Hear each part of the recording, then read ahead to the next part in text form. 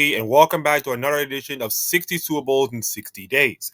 Yesterday, we showcased the incredible dominance by the soon to be invincible Miami Dolphins as they ride off into the sunset with a 17-0 perfect season by beating the Washington Commanders 14-7 and claim their first Super Bowl and Don Shula's first as a coach after so many years with the Dolphins, turn around the culture and all kind of stuff. Now we get to Super Bowl VIII in Rice Stadium in Houston, Texas. Yes, Rice Stadium. I mean, this is before you got the big dome Super Bowls or all this kind of stuff. These are just college stadiums that it took place. And it's pretty much a bygone of the old Super Bowls we have. I understand. We're in the modern days, I guess. I understand, but still. Vikings versus Dolphins. It is Shula versus Grant. It is No Name versus Purple Peter People Eaters. And unfortunately for the Dolphins, unfortunately for the Vikings, mind you, the Dolphins were just too much for them. Too much for them. 24-7 was the final. Dolphins win their second Super Bowl ever. And my God, it was not even close. It was another game in which the Dolphins dominated throughout the entire game, and it took another fourth quarter touchdown by the team. This time, not by themselves. They didn't shoot themselves in the foot. More like the Vikings scored a touchdown way late, but the game was pretty much already wrapped up. So, yeah, it was domination from the jump. Fran Tarkenton, one of the best quarterbacks.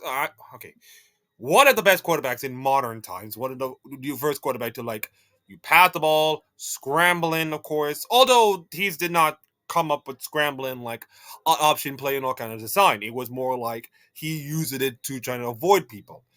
And while Norm Van Brockwin, his former coach, decided to shut him down and all kind of stuff, it was Bud Grant who made him express himself, and these two were brilliant. They two were brilliant together.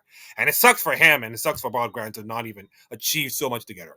And unfortunately for him, he did not do much. 18 of 28 for 182 yards and an interception. Bob Greasy did not do much, to be honest. Did not do much. 6 of 7 for 73 yards and no touchdown or interceptions. The reason why he decided to not do much is because the running game really, really put a pounding on those Viking D. Larry Csonka was the MVP of the Super Bowl. 33 carries. Yes, Akeem. 33 carries for 145 yards and 2 touchdowns. Let me just give you a rough estimate of how that is for per average. That is insane. 33 carries in the Super Bowl. I do not see anybody gonna have more than 20 carries, to be honest. 33 carries for 145 in a Super Bowl? My goodness, that is an average of nearly 22 yards per carry, I guess? Insane. Oh, almost it's ridiculous. It's ridiculous. I never got to look at it, but 33 carries for 145 yards and 2 touchdowns. Easily the MVP. Jim Kick got 7 of 10 and a touchdown, of course. Oscar Reed for the Vikings got 11 of 32. And then Frank Tarkenton scored the only touchdown on his 4 rushes for 17 yards at 4.25 a pop. Receiving, Chuck Foreman, 5 for 27, 5.40 a pop. And then Marlon Briscoe, 2 for 19, 9.5. The defense for both teams show up. Alan Page, one of the best defensive players in pretty much the NFL. Probably the most, you can say top 50 best defensive players. You can make your argument. Sack and a tackle. 4 tackles, actually. Wally Hillenberg, 9 tackles. I mean, they were all flying off the place, but look at the Miami Dolphins right now. Chris Johnson, sack and 2 tackles. Manny Fernandez, sack and 2 tackles. Vernon Harder, sack. That defense was all over the place today. Fred Cox with a 1-for-1 on the PAT. Garo Yepriman had 3 for 3 and 1 field goal, so the kicking has been fine. The total yards for this game, 238 to 259. So it's kind of close, of course, in the yardage. But this was a major difference. 2 turnovers to none. Yes, Miami Dolphins, throughout the entire Super Bowl, did not even commit a single turnover. That is the most flawless. Like, unlike the last Super Bowl that I did, of course, talking about the perfection of this. This is a perfect Super Bowl. This is the most clean, brilliant Super Bowl that I ever seen from a football team. Of course, a really good coach by Don Shula. But my God, to have no turnovers that game, it's amazing.